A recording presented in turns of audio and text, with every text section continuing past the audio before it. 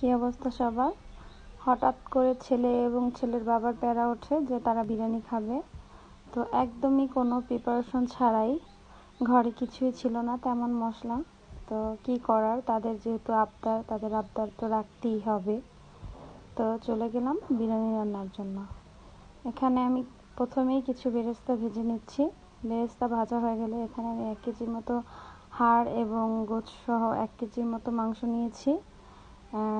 আছে এখানে হাড় সহ গোছ, বেরেস্তা ভাজা, এটা হচ্ছে রসুন ও পেঁয়াজ বাটা, আদা বাটা। তারপরে যেহেতু বললাম একদম প্রিপারেশন ছাড়া, এই যে নিজের হাতে টক দই বানানো, এটা হচ্ছে বাদাম বাটা। তো আর নিয়েছিলাম রাঁধুনি বিরিয়ানি মশলা ও গুঁড়া মশলা, মরিচ গুঁড়া, জিরা গুঁড়া, লবণ, গরম মশলা, এই আর কি। তেমন কোনো মশলাই ছিল না, যা ছিল সেগুলো দিয়েই রান্না শুরু করলাম। তো এখানে আমার বেরেস্তা ভাজা তেল রয়ে গেছে, তেলের মধ্যেই আমি মশলা দিয়ে দিচ্ছি।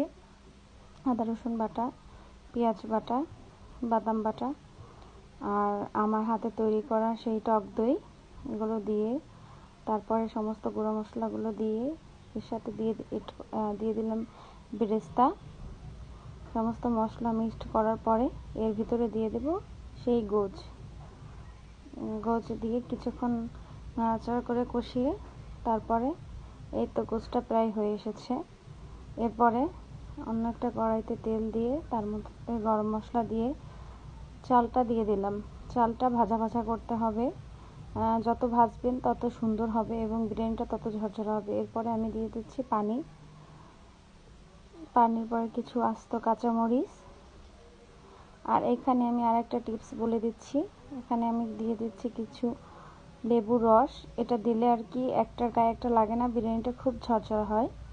তো আমি আপনারা চিপড়ে পুরো খোসাটাও দিয়ে দিতে পারেন। তো আমি শুধু রসটাই দিয়ে দিচ্ছি, আর কিছু দিলাম না।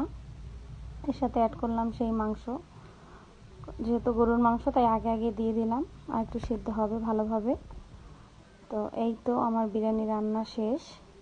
এখন আমি একটু দমে রেখে দেব, যাতে যে কয়েকটা চাল ফোটা হয়নি সেগুলো ফুটে যাবে।